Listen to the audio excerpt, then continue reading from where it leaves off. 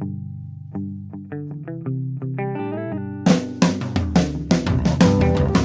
only real God is the one that you believe in. Start looking for the God in others. And if you find you're tuning into a wave, well then I don't know much about being saved. Hello, everybody. Hello, friends. Welcome into another episode of Spiritual Philosophy Chatter with the Joneses. I'm Danny Jones. And I am Samantha Jones. And this is episode 175. 175. What's the title? This is Live Your Best Life. Nice. This is one of my favorite things to say. And it's a good theme. It is, isn't it? Good motto to live by. I think so, yeah. For Awesome. Sure. Well, before we do it, anything you want to top on from last week? Yes. So last week, you know what? I forgot to look. We did abandonment wounds and codependency last week, right? Yep. I usually write that down here, and I forgot to. Very good memory. Yeah, not really, but I did remember that. So Crystal, I did a reading for Crystal and her grandpa on that episode, and she got back to us, so let's hear what she has to say. She says, "Thank you for the reading. My grandmother told me my grandpa was the funniest man on the planet. I said that he was acting really silly like Jim Carrey and Ace Ventura, kind of like that. He would have her in absolute tears with a side ache from laughing so hard. I have to giggle when I put the pictures in for the reading. I just knew you were going to tell me we were married in a past life. I think he whispered it to me and I was submitting. Even listening to your reading brought me to tears. He died in 1964 during Vietnam on the 4th of July on his 4th tour. So many fours there. Yeah. Yeah, right? I guess my soul just really misses his soul. I've always had this inclination that we would have been insanely close here in this life. This is the second time that you've done a reading on the podcast for me, and the other side told me I need to work on my gifts and spirituality. I have a great sense of humor myself, and I'm pretty funny, but sometimes my responses are so quick-witted and unthought. I know now that's probably him coming through. I'm really happy to hear he has been one of my guides. Thank you so very much. This absolutely made my day." That's cool. Yay. Thank you, Crystal. Thank you. Love the feedback. Yeah. Love that. That's a good one. Yeah, it's always nice. You know, I know that I'm connected to the soul now. Like, when we first started the show, I was really nervous about it. Like, am I connected? I would get in my own head. Mm-hmm. But now I know that I am. So I know most of what I'm going to say, at least, is correct. Right. But it's really nice to hear anyways that you made that connection and it was good for the person. That's awesome. Yay. So thank you, Crystal. Thank you. And then we answer 2 questions every week. This one was submitted in our discussion group by Tracy. She says, "Question for you both. I was adopted as a baby, but have recently found my birth father and feel a very strong connection. My bio dad has another son that passed away before I met him. Since I have never knew my brother, didn't know his personality, smells, etc., how can I tell if his spirit is around me?" That's a very good question. It is. Yeah. Because if you don't know a lot about energy, for anyone that's listening, everybody has their own energy. So for me, when I connect to somebody in a photo, I can connect to their energy. But not most people can do that. Mm-hmm. You can't just feel that energy, you know? Right. So that is a really good question. So I'll tell you a little bit about what I've done in these situations, because I have a man that I was raised to believe was my father, but I did not spend a lot of time with him. I didn't really remember anything about him except that he worked for Ford at one point and for Hertz. That was pretty much it. Yeah. So I had to build signs with him through him kind of helping me to do that. Like, I can hear him, so he told me, today we're going to establish signs. This was years ago, like probably 3 years ago. And songs started that related to him just instantly. And so that was one of the ways. So I guess if you can't hear them, a good way to do this would be to say, I would like to set signs today. So show me whatever you want to show me. And then you might see a lot of like the same thing. You know, like I'm looking across the room and a guitar caught my eye, right? So maybe you say, I want guitars to be our symbol. Right. And then you start seeing them all day. that's confirming to you that he takes that as being a sign. Yeah. So you don't really have to know too much about them. If we do a reading and we bring in some stuff about him, then we could get some personal things that could help there. But yeah, if you don't know anything about the spirit, you can still very much establish a connection with them. And don't be afraid to pick something that could potentially be challenging, per se. Yeah. Yeah, sure. Like the example of guitar Yeah. Brings me back to like the situation I had. It's always a great example. Where I was communicating with Rob from the other side. And now I have a lot of guitars around. So if this person had a lot of guitars around, well, of course, they're going to see guitars a lot. Yes, exactly. So what I did was, because I see every guy that we would be in the room playing, and you kind of get familiar with what picks they use, what colors they are. So I picked a color that I didn't see anybody else playing. And I said, how about green guitar picks? And I think you were even like, wow, that's kind of specific. That might be challenging. Yeah, it sure did. I said, well, whatever. That's what I'm picking, And then lo and behold, one of the guys, like within a couple days or maybe a week, changed the type of pick he was using, and they were green. Yeah. So I would find them on the ground and sitting on his amp. They would come up on Facebook. Really? Everywhere. Yeah. So yeah, what Samantha's saying is totally correct. You set that sign. Yeah. And don't be afraid to make it a little challenging, because then it will even be more confirmation for yourself. Yeah. That this is indeed communication.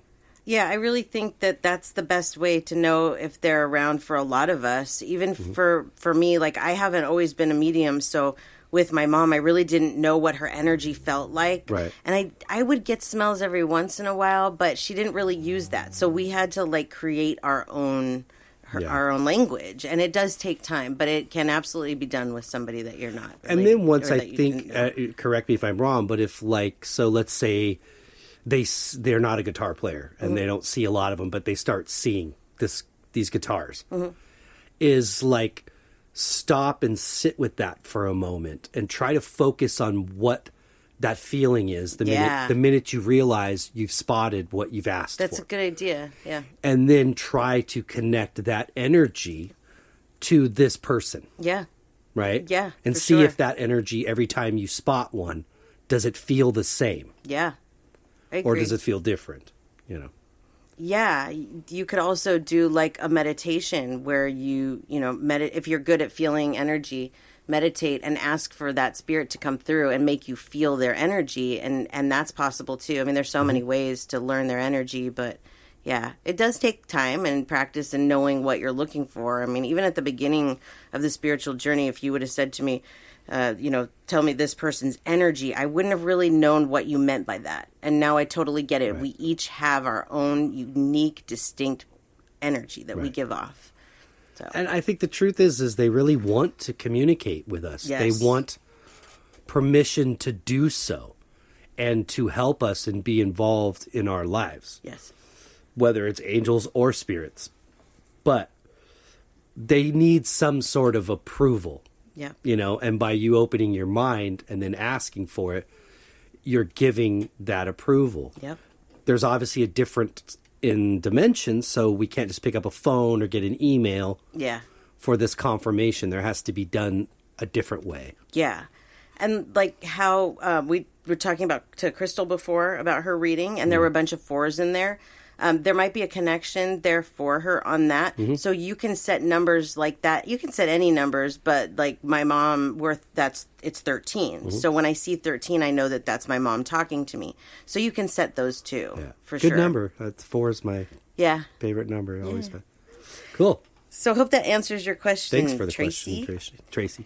And then the next question, I'm going to leave it anonymous because this came from one of our friends, and I didn't ask her if we could use her name. So I'm just not going to. Even though she probably would be okay with it, I'm still not going to. Okay. What do you say to religious people, especially in regards to the Bible? Like people that have different religious beliefs than we do. I mean, unless they want to sit down and have a conversation about it, I just sort of live and let live. But is that like someone questioning me about my belief about the Bible? Right. Yeah, if somebody was going to challenge me about, my beliefs compared to their beliefs, I would have a conversation with them. But the thing is I don't really need to change anybody's mind like that. No. Like if they're not open to it or that's their religion and they want to be that religion, then I allow them to. If they're open, the reason she was asking this question is that she has this friend that has abilities but is scared to open them up because of the Bible, because of what the Bible, she believes the Bible says. Ridicule from the church. Yes. And in her head, she's very fearful of what could happen if she does any of this. Is it black magic? Is she going to go to hell? And her own sister told her that the devil was making her hear these things because spirits are coming to her. Right. But she's so attached It's a lot to the of religious Bible. trauma going on there. That's exactly what it is. And we're going to have to do an episode on religious trauma at some point because it is very much a thing that we are taught. A lot of us are taught, if any that have had religious background at all, that hell is there, or at least if you're Christian. And if you're not a good person, that's where you're going. I shared something on Facebook not long ago. It said something like, if you need the threat of hell to be a good person, then you're just a bad person in disguise. That's a great quote. Yeah. Yeah, exactly. Wow. You shouldn't need that. You know what? And we've talked about this too, about how this has actually made me want to be a better person. Yeah. Living this kind of life without knowing that there is no hell. Right. That makes me happier. Yeah, you too. Yeah. So what I say to people, you know what? Most people that are religious just stay away. Anybody that's been really close to me or that I've known that through this journey, they've backed up. So that's the way that I guess it's supposed to be. Right. And that's okay. So I don't have a lot of people that come to me with religious challenges like that. But, we all are entitled to our own beliefs. And if somebody wants to be attached to the Bible, then that's their belief. Right. If they want to see what else is out there, I would love to help people like that are trying to teach themselves that it's okay. Because the scary part about this, really, if you think about it, if you're deep into religion and you say, I'm not going to believe that there's hell anymore, and whatever your beliefs are, well, that makes you then worry that if you're wrong, you're going to go to hell. Yeah. So until you can actually let go of the belief that hell exists, it's very hard to really release that. But you have to have faith. You have to trust that you're not going to get hurt, that you're going to go to a good place. This stuff that we do is light work. This is to help the world, to help people. And that, to me, couldn't be created by a devil. There's no way. Yeah. Because why would a devil want me to do good? Yeah. My response would be to the person that posed the question is just be that. Exactly what you said. Just be the light. Yeah. Because the moth is attracted to the flame. Yeah. Okay? In a sense. Now, this isn't the flame of hell, okay, that I'm referring to, but it's the light. It's attractive. Yeah. And if this person is just being that, you're attracting them for some strange reason. Mm-hmm. And there's probably a reason why. Yeah. And maybe that you can help them get away from not necessarily their belief, but the trauma that's come along with it. Yeah. And a better understanding of maybe what's going on. Yep. So that was kind of what I would say is, you're right. Like what Samantha said too. You're not trying to change anybody's mind. You're not knocking on doors. No. Asking if you can talk about or not talk about the Bible or whatever.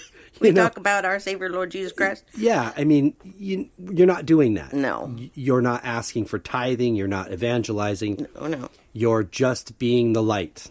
Yes, and the people are attracted. Yes, exactly. The people are attracted to us that need to be attracted to us. We do not need to go out and do those things because the right people will find us. Right. And then those people can go out and be the light for other people. That's the idea. So if there was a devil, why would this be the thing? No. Why would this be what the devil want to do? That makes no sense. Yeah. I'm not saying there's not bad people in the world, but they don't do things because of a devil. They do things because of what's in their own head. Yeah. So... But yeah, someday we're going to we've talked about it since the very beginning, doing a religion episode. But it's hard because you don't want to offend anybody. Everybody's entitled to their own beliefs; they really are. So I don't want to say not entitled to this. You can be Christian and be spiritual. Yeah. It just is all about the love and how you look at it and how you treat people. It's the religious part of it is, That's man-made. Yes. Yes. So I hope that answers the question, anonymous friend of ours. Thank you. Anonymous. Yeah. Okay. And on the show today, I am going to do a reading for my sister because we need to talk about one of her dogs. And I thought this is a good upbeat reading today, kind of, to do. So let's do it. Is this for JR? No, Jerry Lee. Jerry Lee? No, this is for Bubba. JL? Yeah, this is for Bubba. Okay. She says he needs to calm down, especially in the car. I would like to take him places, but he's so nutty. He needs to learn to give Jerry Lee his space in the car. Jerry Lee sits on one side all the time. He sits perfectly still and gets annoyed with Bubba jumping all over. At some point, it's only going to be Bubba and Jerry Lee, because she has an old dog, Cash. We both know that Cash doesn't have much time left. I don't want to leave him behind by himself. I know he has the potential to be a great companion and travel dog. He just needs to chill out a bit. So let's talk to him. He does have a lot of energy, and it hits just like that. It's boom. Yeah. Hello, friend. Wow. Yeah. Bubba and I don't know. We've talked once before, I believe, and it was about this same thing. And I think that he did sit still on the car ride. But this is a good example of how dogs and other animals are like children. They need that constant reminder. They need to be told, until they break the habit, they need to be told what they're supposed to do. So because he wasn't continuously told what to do, now he goes back in the situation and he's spazzy again. So he needs to be told every time until that breaks the cycle. And my sister's really working on her animal communication ability, so I think she can do this herself, but I'm willing to help, of course. He loves the idea of going out. He loves to sightsee. He doesn't even, well, he likes to get out of the car and do things, but really more so his favorite thing is just looking at what's around. And he says that's one of the reasons that he goes back and forth, because when he sits on one side, he only sees what's over there, but he's so curious about what's on the other side. Right. What's Jerry Lee looking at? Yeah. What's going on, Doesn't, like a kid, doesn't want to miss anything, so he goes back and forth. Dogs don't understand, animals don't understand that the car is a dangerous place and that they need to sit down. Our black lab Sabbath, he doesn't understand gravity, and it's like so stressful. You try to explain it to him, and just lay down. Our Great Dane would never lay down. Yeah, that's another one. Yeah, he would just car surf, but yeah, he didn't run around like a crazy man. No, but he stood there and just leaned. Yeah, he did. Yeah, he's a funny boy. But yeah, let me see what else here that you said. So I explained to him that if he can learn to calm down, to not be so spazzy in the car especially, this is the first step. I'm not going to tell him about anything else. Let's just start here. Let's work on the car because, with anybody, with anything, it's baby steps. And if I tell him you need to fix this and this and this and this, he's going to be overwhelmed and not remember probably most of the things I say. Right. So let's just work on the car for now. Maybe we can do things. And this is a good example of how I like to work with people. This is my sister, but that doesn't mean that this is how I only work with her. This is how I work with people too, is that I will talk to your animal before the situation comes up, even during if you'd like me to. So like for her dog here, the next time that they go out, I would say, Amanda, to let me know, and I will explain to him where he's going, what he's going to do there, and how he is expected to act, and I will show him how to sit properly in the car. This works. I'm actually doing, I had a lady approach me to do an article about this, about how this works, and I'm meeting with her next week, because this is amazing, that you really can get them to do these things, but it needs to be consistent. Right. It can't just be every once in a while. So we need to do this consistently. Right. So until he breaks this habit, we will talk every time before he goes in the car. Right. We did this with her other dog, because he was getting a little bit sassy while he was out. Yeah. Even sassy at home. And it does help a lot. It really does. So I hope that helps Amanda, and we will definitely work on that with him so that he can go out and do more stuff.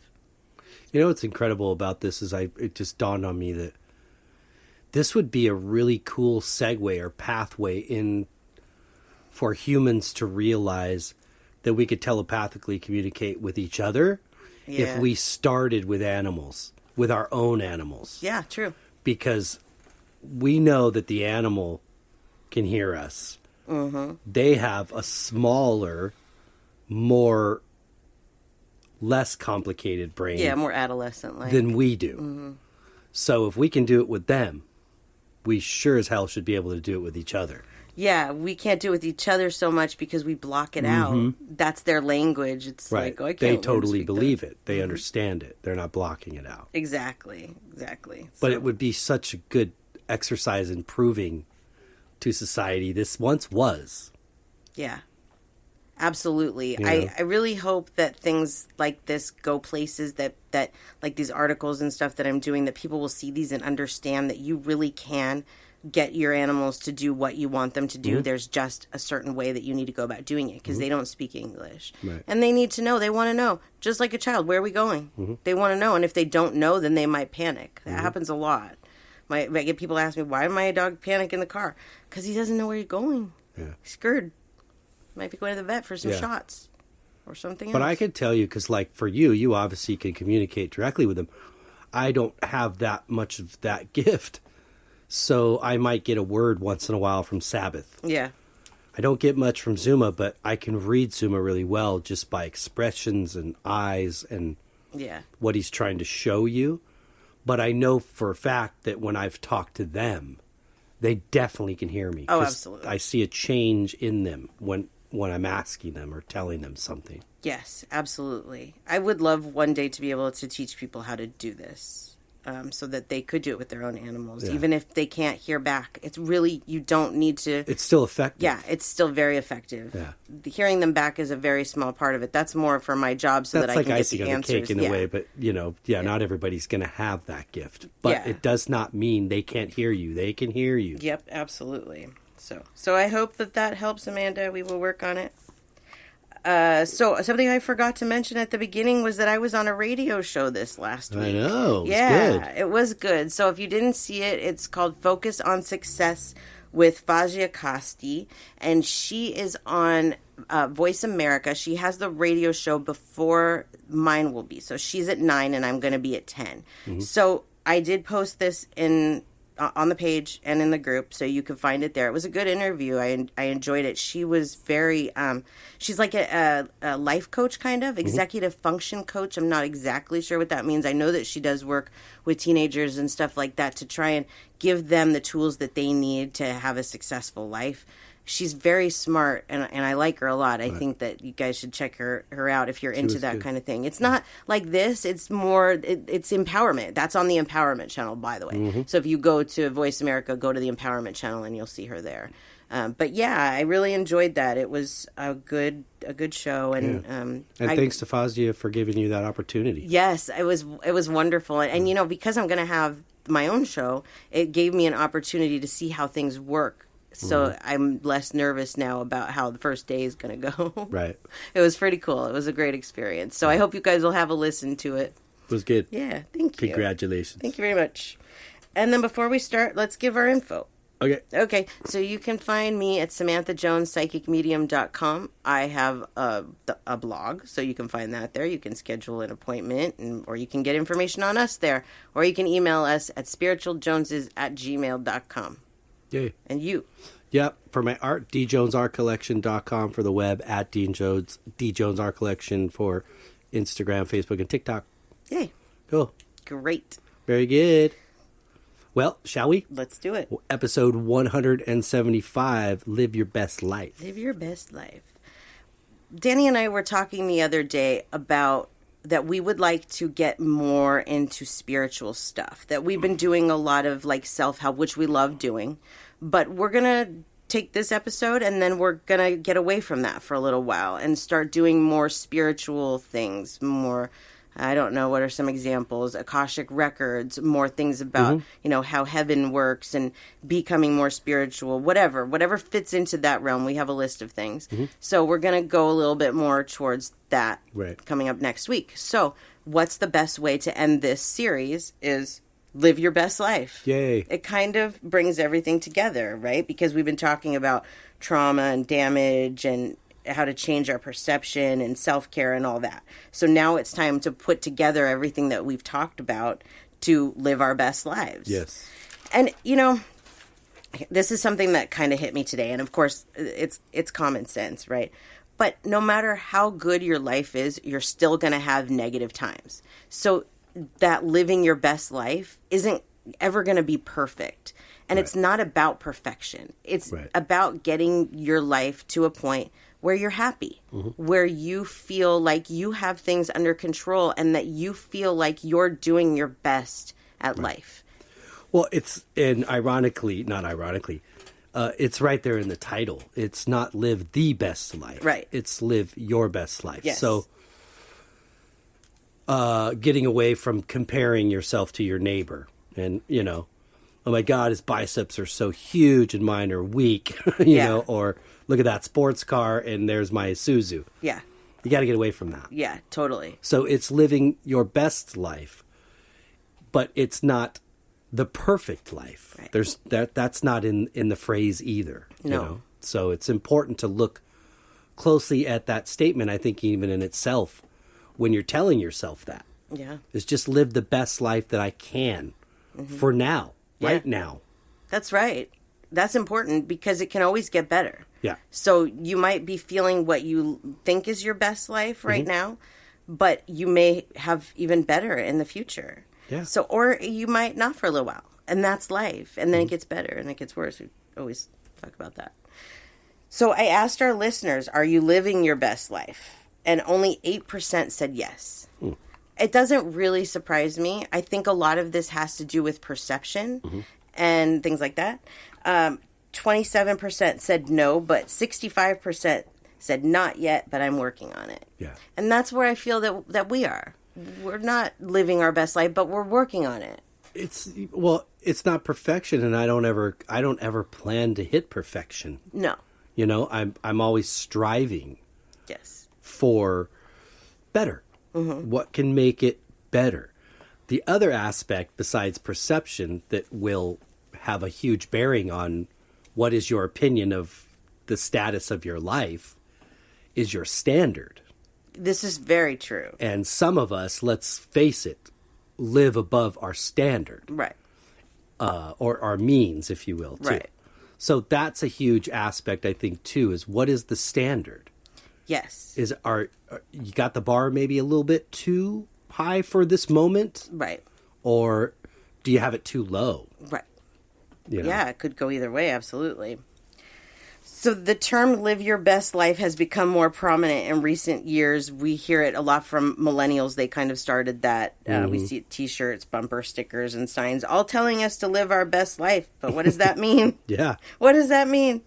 Living your best life means becoming the best version of yourself, mentally and physically. Your mental and physical health go hand in hand. Taking care of ourselves isn't selfish. It's necessary to live the life that we are here to live and to do the things that we're supposed to do. So, and you said this just a minute ago. You said the most important word in live your life is your. Yeah. It's no one else's but yours. Nobody else. Yep. So I asked our listeners, what does living your best life look like to you? And they said, get there for you. Number one was peace of mind, which is great. I like that they said peace of mind. And a happy marriage. So we got happy marriage, free of money worries, and peace of mind are tied for first. And you and I were kind of talking about this today, that a happy marriage is really important because if your marriage is there's nothing perfect, nobody's perfect. But if you're always bickering and arguing and not living your best life together, how are you supposed to live your best life with everything else that you're living?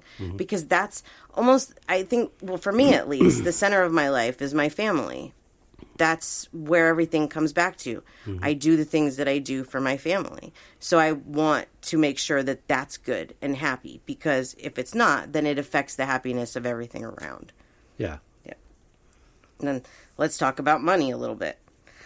I think everybody has money worries. A little bit? I would love to do, and I should do a poll, even with our friends, I should do a poll of how many have money worries. Because I bet you that almost 100% would say that they do. Pretty close. And a lot of those people probably have money. Yeah. Because we don't just live in the now. And I'm guilty of this, horribly guilty of this. I don't just live in the now and go, okay, I'm comfortable right now.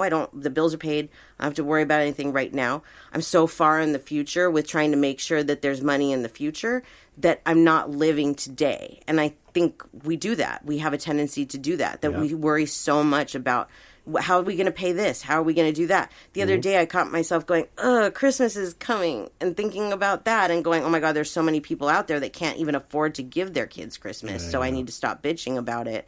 Yeah. But it's those types of things that run through our head and hurt our happiness because we're worried about what's going to happen in the future with finances. Yeah.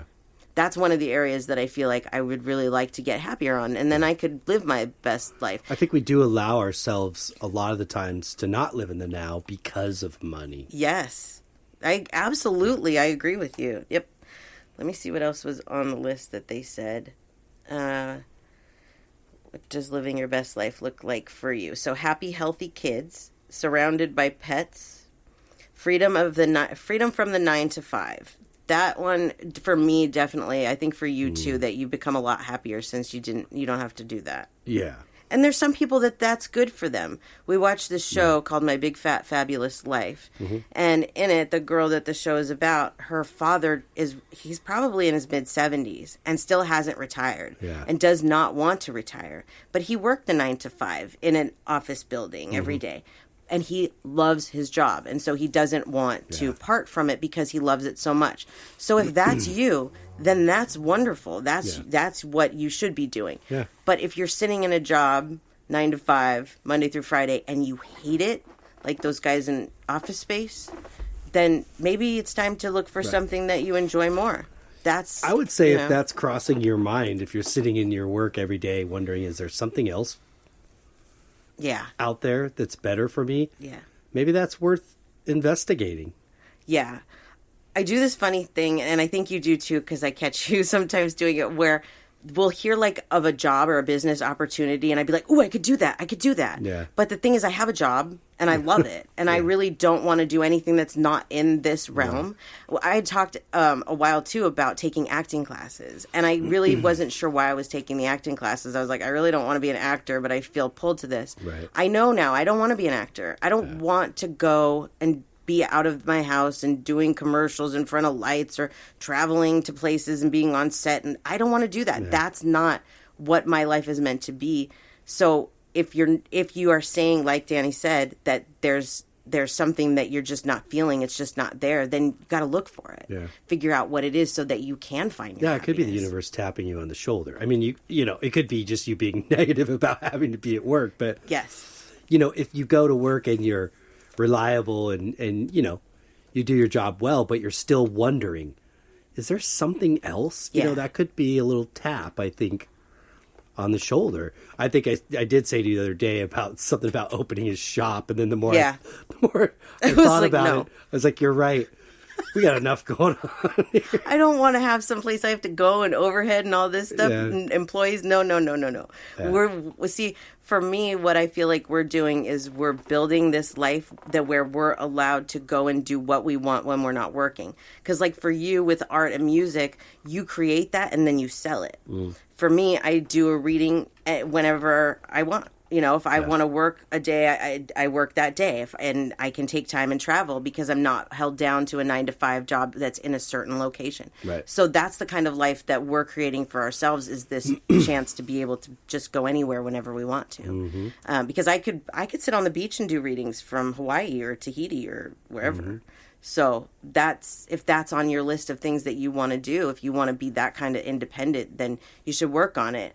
I think it's important to point out that a lot of times this doesn't start to happen until middle age because you have to have the other stuff before. Yeah. So when I did this radio show the other day, Fazia, she actually pointed this out, and it is something that I had thought about before, that I did pet sitting for 20 years before I did this job. And I worked with animals in other areas. And she says, you needed to do that. Right. That was a part of your path. Yes, that's how I learned to work with animals, because I use my intuition, but I also use the knowledge that I have from years of working with them and working in veterinary hospitals. So you have to get to a place where you are ready for that step to be independent or not work for somebody else. It doesn't come always when you're younger. And I think we give up a lot of times because we feel like it should. Yeah, you'll feel so much more confident in yourself when you can look back and see the time you've put in and the experience level that you have for what it is you're doing. Yeah. Like, not to embarrass you, but you at one point had a pooper scooper company. Yes, I did. And look at where you've come from. Yes. That's not to insult you. No, I know. You had a business. You were running a business. But I did and that's sling pretty poop. That's pretty cool. Yeah. You know, in the middle of summer in Vegas. Yes. That's brutal. Yes. And then you started other things like your own pet sitting business and then doing veterinary types, stuff. So you can see when you look back at the evolution. Yeah. And going, wow, it makes so much sense that not only can you communicate with animals via telepathically, but you know so much about them in so many different ways. Yes. So you have a level of experience that gives you then a confidence now that says, yeah, I know what I'm doing is right. Yeah, and you know what? You make a good point there, because sometimes you just have to do what you have to do. Like, the reason that I started the pooper scooper business was because the market crash in Vegas, it stopped everything. It stopped my ex-husband's work. It was something had to be done. So we added the pooper scooper business, and it became very successful. And so my ex-husband and my brother and I would go out and we would sling poop. And my brother and I would always joke. We would be like, a mom's life, she would pay us not to do this job. But yeah, you're right. But you weren't working for the man. No. You owned your own business. Yes. And let's face it, probably the one thing that most people hate about having a pet is having to clean up the poop. Yes. And you know what? If somebody said to me, would you like to go back to picking up poop in Vegas during the summer, or go and sit in an office from 9 to 5 and have weekends off, what would you do? And I would go back to Vegas and pick up poop. Yeah. It's to each his own. It's the independence. I don't want to work for somebody else. I want to be independent and work for myself. I don't work well in those situations. So it's learning that about ourselves and then creating that kind of life that works with what we need, because if we just are going with what everybody else is doing and thinking that there's no way that our life could be better, then we're not giving ourselves a chance. Because a lot of people do that. They think they don't deserve better, or they think they just can't have it. It's too much work. Too much work is like the number one thing, I think. But what else do you have? You have time. That's what you're here for. You're here to work, to create the life that you want. Yep. So that's all you have is time to do that, whatever it is. I agree. Yes. Living your best life is not waiting for the soulmate to walk into your life, or for the perfect job to come your way, or for you to get a raise, or to think that the perfect body will make everything wonderful. Having a happy life and living your best life means working with the tools that you have in front of you now and the life that you're currently living. This was a message from my mother earlier. I even put Linda. This whole thing was Linda. Let's see. And the life that you're currently living. We have ways of convincing ourselves that if we ourselves, what did I even write here? I know what I was saying, so let me explain this. We have ways of convincing ourselves that if we just wait a little while longer, something's going to fall in our lap or something's going to change. Right. But how is anything going to change if you don't make the changes to move forward yourself? Right. And I did get stuck in this for a long time where I felt like my business wasn't evolving. It was just staying with the same amount of clients all the time. Yeah, they were different clients, but, it wasn't moving anywhere. Right. And what I felt from my mom was, you're not doing anything different. Like, you got to put yourself out there more. You've got to do different things to get people to know you're here, because there's a lot of people that I can help that don't know that I exist. Yeah. So I have to get that out there. Yeah. But if I just sit here and wait for it to come to me, it's not going to. I used to have this thought in my mind of picturing myself kind of, how do I say this, like stationary in a spot and everything revolving around, like I'm on the outside edge of a circle, right? But I'm stationary and the circle just spins around. And there's all these pinnacle sort of spots within this circle that may or may not land on the same dot as that represents me. Right. I used to think that was the best way. Like if something, like kind of what you're saying, like something's going to finally come around. Yeah. And land on Yeah. me. Sometimes it did. Might, yeah. But I found that if I moved from that spot, those marks tend to hit me more. Yep. But moving from that spot meant taking a risk, Yes. which is terrifying sometimes, Yes. especially if it comes to a job, yeah. a career.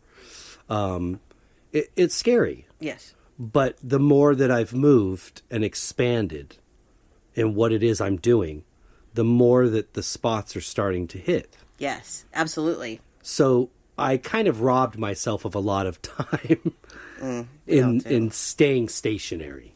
Yeah, we all do. But I learned a lot, too, from it, and things did happen for me. Yes. But the more I've moved and evolved, but I still go back to really the best way to live your best life is got to start with peace of mind. It really does. It really does. I mean, the mind is controlling it all. And if your perception is this is a crap life and everybody else around me has it better, you're never going to feel that Right. potential, and hit that potential.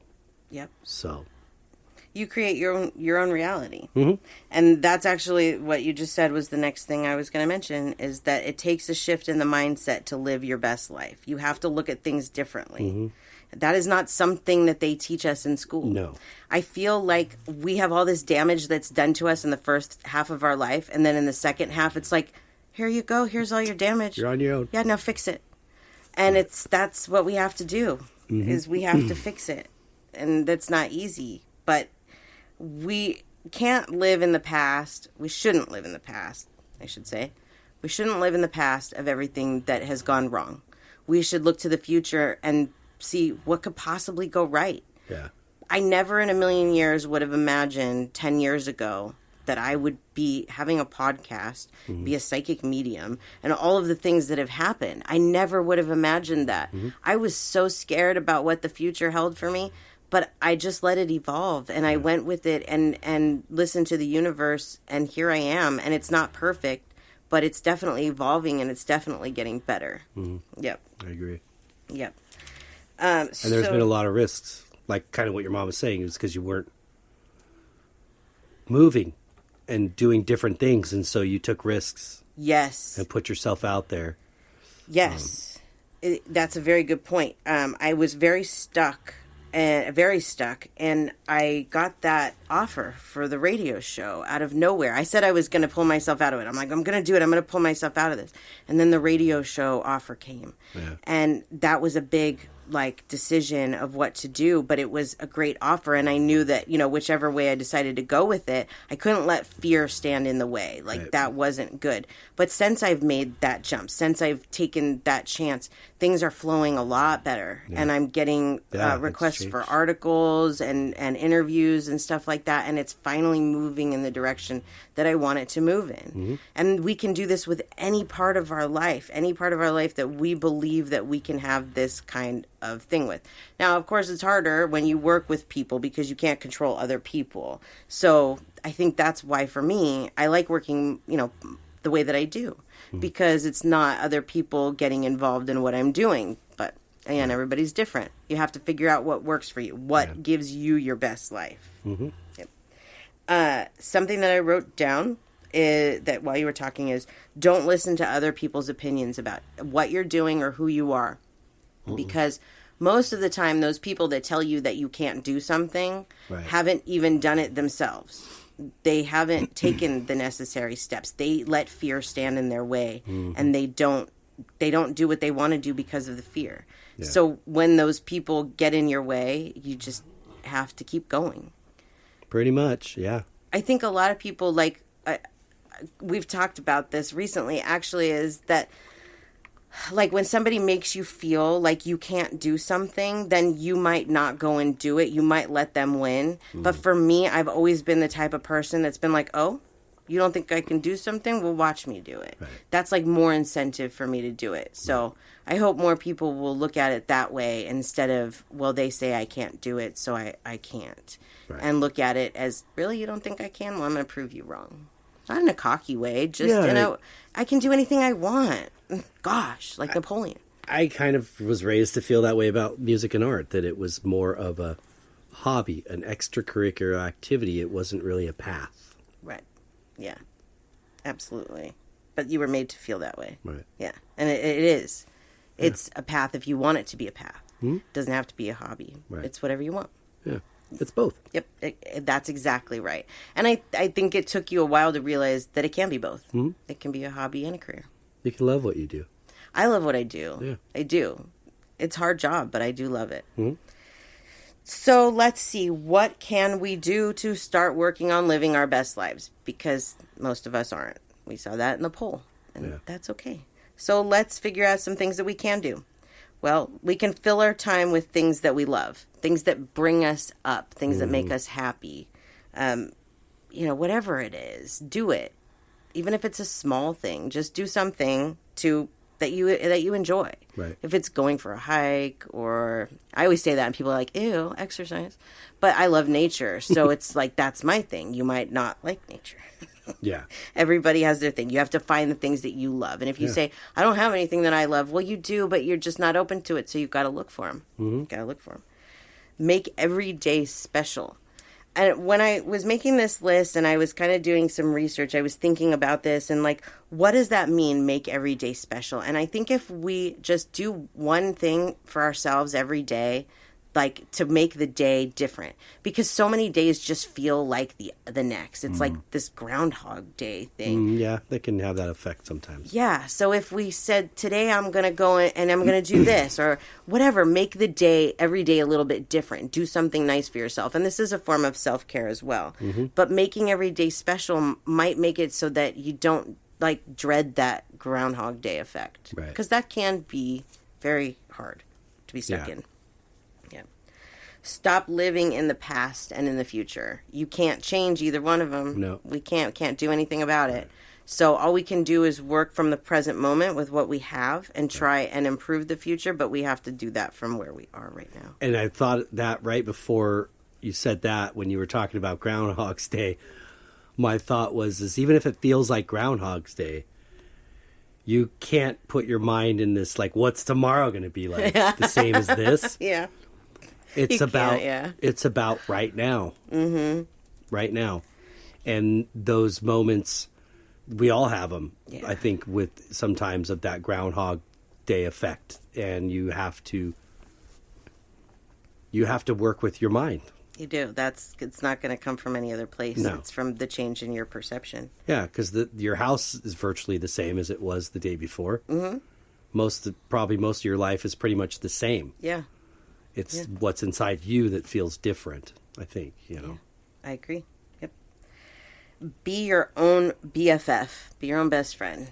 That's important. I think it is. I think if you don't love yourself and you don't feel like you're what you need to be, then how can you be that for other people? If you respect yourself, then it shows. It really does. And it's not cocky. Like there is a happy medium between where you can be what you need to be. You can be your best friend. You can, all of that. Well, you said something earlier in the episode about, in a marriage that you're living your best life together. But you got to bring some of that, I think, attitude and energy to the plate, Yeah. Otherwise, if you're not, you're just being an energy vampire. Right, totally. So, oh, yeah. If you're both are more on the same page and focused on that, you're going to get more out of it together. Yes, I agree. So absolutely. Loving yourself first is only going to allow you to expand and love others easier. But it really does have to start with, we know all that on the other side. I know. It's relearning that, the self-love here, right now. It's because for stupid reasons we've been taught not to self-love, that it's selfish, that it's wrong. And that's so ridiculous because really, like, if you don't have a relationship and you don't have children, then you're just you, right? Taking care of you. You should still take care of you, single without children, the same way. In a relationship, it's just that there's other elements. But the way that you take care of yourself still should be like it's you. Like I know a lot of moms do that. A lot of people do that where they don't think about themselves. They just think about the family, taking care of the family, and then their self-care goes down the drain. But really, how can you take care of your family if you're not taking care of yourself? Yeah. Something else on my list, choose to be happy.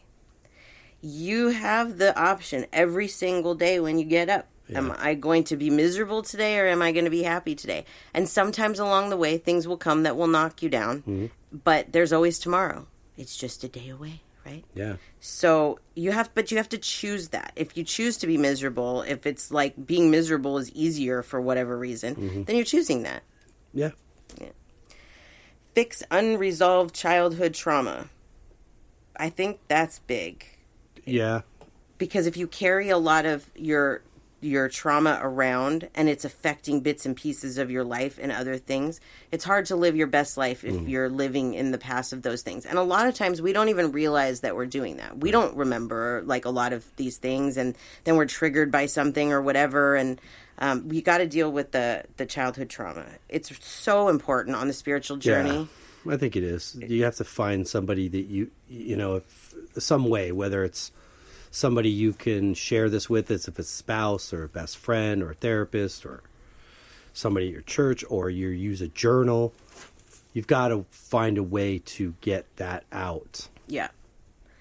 The next one on my list is challenge yourself. And I like to do this. I like to set mini goals for myself, or say, you know, when I get to this point that I'll do something nice for myself or whatever, just something random, you know, just to make it so you have mini goals in your life, that you have something to strive for, but that keeps you building, that keeps you working and does challenge you. Because it's like sometimes we're just working on something maybe and it's too easy. Like sometimes I catch myself, I don't do this so much anymore because I don't play games so much, but when I used to, I would be like, oh, this is too easy, this is too easy. And then I would get to the harder levels and be like, this is too hard, I quit. Well, what do you want? What do you want? Right. Like, you have to work on the hard stuff, and then it's not hard anymore. Exactly. And then you move on, and then the next level is like, oh, this is too hard. Yep. But if you keep moving forward and keep working on it, it's not so hard later. It's true. And then the last one on my list is be grateful and appreciate the small things. Try to start your day that way. Yes. Because that has a lot to do, I think, it did for me, in getting away from the Groundhog's Day effect and working on that peace of mind. That once that starts the day, it kind of follows that theme, usually. Not to say something can't come along within the day, a bump in the road that rocks you a little bit, or maybe a lot. Yeah. But you, like you said, you have tomorrow, you have an hour from then. You know, it doesn't have to ruin your whole day. No. Depending on what it is. But no, it really shouldn't ruin your whole day. Yeah. Yeah. So there you have it. Very good. Let's go out and try and live our best lives this week. I could use some of living my best life. Yeah. And it is a challenge. It's not easy, but you know, that's what life is. I don't know, well, so many people, myself included, at many times in my life, want to take the easy way out. Yeah. But that's not how this goes. Is all by design. Yeah, it really is. And there's a reason for it. Yeah. You'll learn it at some point. Yeah, exactly. But very cool. So there you have it, friends. Good job. Yay, thank you, you too. Well, before we say goodbye, would you like to share your information one more time? Yes. First, I'd like to welcome our special guest today in the studio is Zuma, our Great Dane. He's never here. He usually doesn't lay in here. No, he stayed the whole time. Yeah, I wanted to be next to Mom today. Yeah. Yes, he's very clingy today. So he is here. So I wanted to say welcome, Zuma, because he's never here. So, yes, if you would like to reach me, you can find me at SamanthaJonesPsychicMedium.com. If you'd like to reach us at the show, you can email us at spiritualjoneses@gmail.com. And you? Yeah, he just gave a big thank you for the introduction. He crop dusted us. I'm trying to tell you my info without cracking up because Daddy's over there going, woo!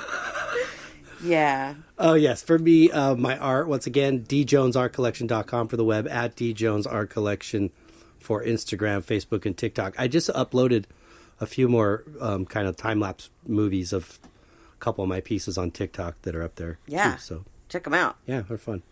Yep. And that's it for me. Yay. Well, we hope everybody got something out of this. Yes, this and the whole series. And like Samantha said, go out there and try to live your best life. Yes, do it. For the rest of your life. Yes. And we hope everybody has a great week. That we do. Until next